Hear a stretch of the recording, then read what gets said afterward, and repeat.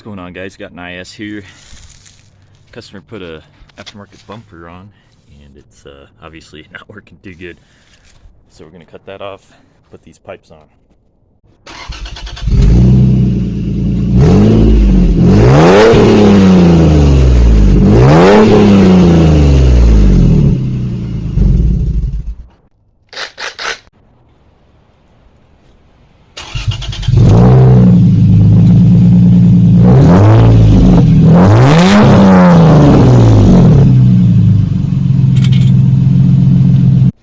So basically, customer had that on, it wasn't working too good. He wanted these pipes on, he wanted them to stick out.